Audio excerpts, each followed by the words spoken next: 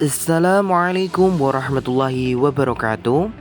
Kembali dengan saya Habibullah, Prodi Komunikasi Penyiaran Islam dengan NIM 247023301011. Saya di sini akan menjelaskan tentang penyebaran Islam di Nusantara dengan jalur perdagangan, dakwah Wali Songo dan akulturasi budaya. Baik, yaitu sekarang melanjut ke latar belakang. Penyebaran Islam di Nusantara membawa perubahan besar dalam budaya, pendidikan, ekonomi, hingga sosial politik. Islam hadir tidak dengan penaklukan, melainkan melalui perdagangan, dakwah santun, dan akulturasi budaya lokal.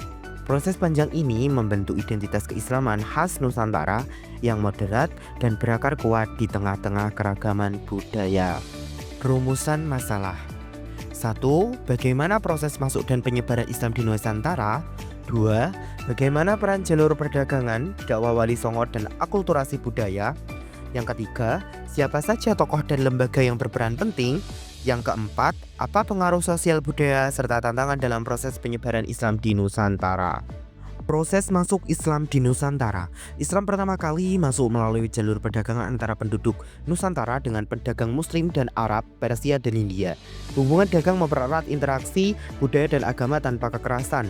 Melalui pelabuhan besar seperti Samudra Pasai dan Gresik, Islam menyebar perlahan di kalangan masyarakat lokal. Proses ini juga menunjukkan bahwa Islam dapat berakulturasi dengan budaya lokal tanpa konflik. Dari sini pun mulai terbentuk komunitas muslim pertama di Nusantara. Selanjutnya yaitu cara penyebaran Islam. Proses islamisasi berlangsung melalui perkawinan dagang muslim dengan penduduk lokal, pendidikan di pesantren, dan dakwah ulama. Salah satunya yaitu di pondok pesantren menjadi pusat pengajaran Islam yang mengajarkan Al-Quran dan ilmu keislaman itu sendiri. Kemudian lulusan dari sana menjadi agen penyebaran Islam ke daerah-daerah lain. Nah, melalui inilah pendekatan keluargaan dan pendidikan Islam semakin berakar kuat dan mengakar kemana-mana. Yaitu metode dakwah Islam. Metode dakwah yang digunakan menonjol pendekatan damai, bukan kekerasan, seperti Wali Songo misalnya, menyebarkan Islam dengan menggunakan budaya lokal seperti pertunjukan wayang, gamelan, serta tradisi kesenian lainnya.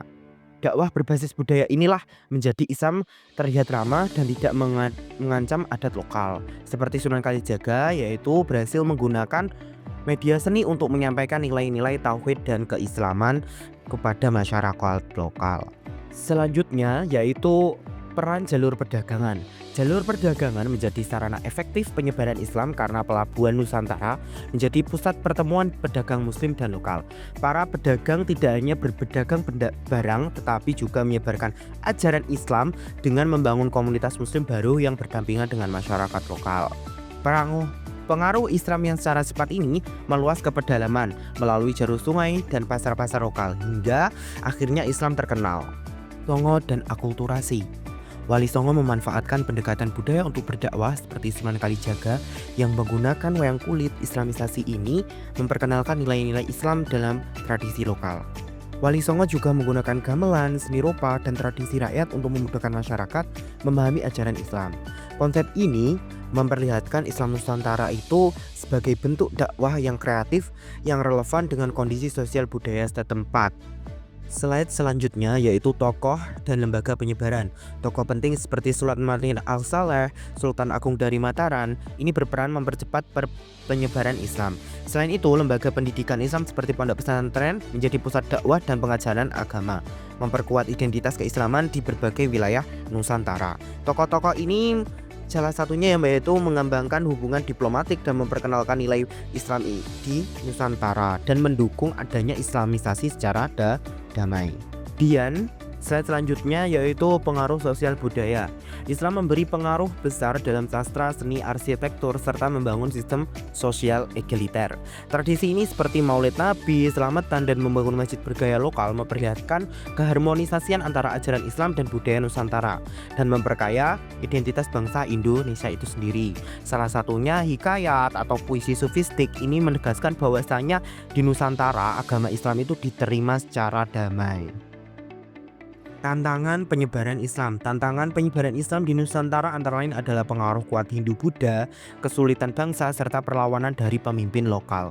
Namun, berkat pendekatan budaya yang bijak dan penggunaan bahasa lokal, Islam tetap diterima luas oleh masyarakat Nusantara secara damai. Para pendakwah yang kreatif menerjemahkan ajaran Islam ke dalam bahasa dan tradisi lokal sehingga nilai-nilai Islam dapat dipahami semua kalangan. Tantangan-tantangan ini justru memperkaya dakwah dalam Islam Nusantara unik dibandingkan kawasan lain di Indonesia. Jadi kesimpulannya yaitu penyebaran Islam di Nusantara itu berlangsung melalui perdagangan, dakwah kreatif, serta akulturasi budaya lokal.